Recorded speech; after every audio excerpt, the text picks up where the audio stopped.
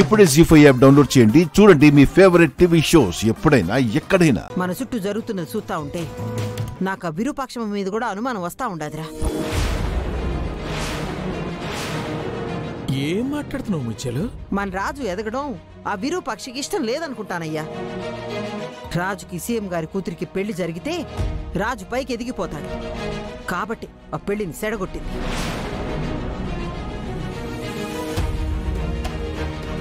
ఇంతకాలం మనది అనుకుంటున్న ఆర్ఆర్ కంపెనీని ఇప్పుడు ఆ దుబాయ్ వాళ్లతో కుమ్ముక్కై కొనేసి మన కొడుకు కంటే పైన తన కూతుర్ని కూసోబెట్టి.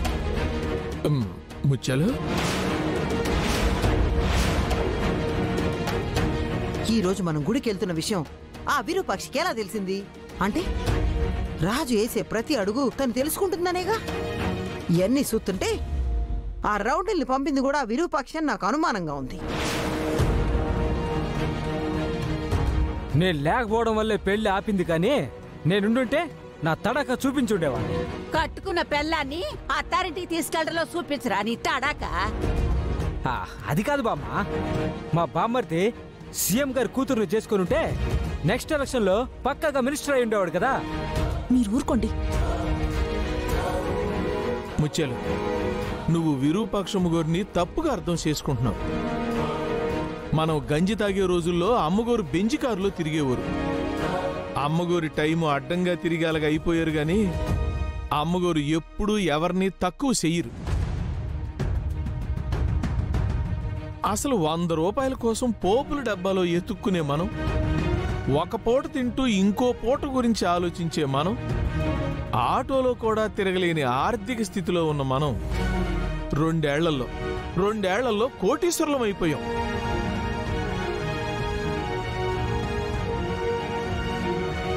కోట్లు ఖరీదు చేసే విమానాల్లో తిరిగాం, లక్షలు ఖరీదు చేసే లగ్జరీ కారుల్లోనూ తిరుగుతున్నాం.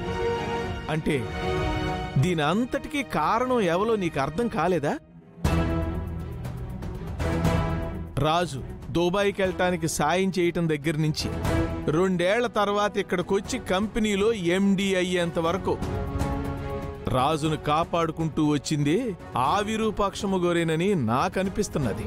అవునమ్మా, నాకు మొన్న మా బాస్ చెప్పేంత వరకు నాకు తెలీదు. మా బాస్కే బాస్ అంటమ్మా విరూపాక్షమ్మ గారు.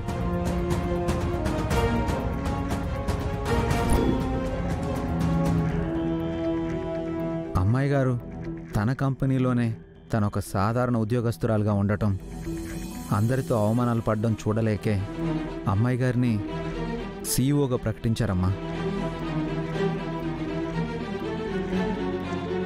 అయినా ఎండి పోస్ట్ నాకే ఉంది కదమ్మా, అందులో విరూపాక్షమ్మ గారు చేసిన పొరపాటేంటమ్మా? ఈరోజు గుళ్ళో కూడా ఆ విరూపాక్షమ్మ గారు ఉండబట్టే పిల్లలు బతికి బయటపడ్డారు.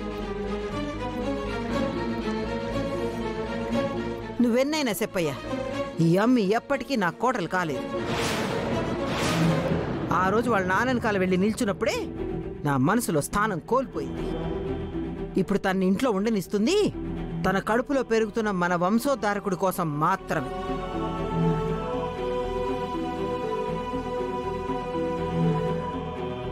జీ5 యాప్ డౌన్లోడ్ చేసి అన్ని ఎపిసోడ్స్ పూర్తి ఉచితంగా చూడండి.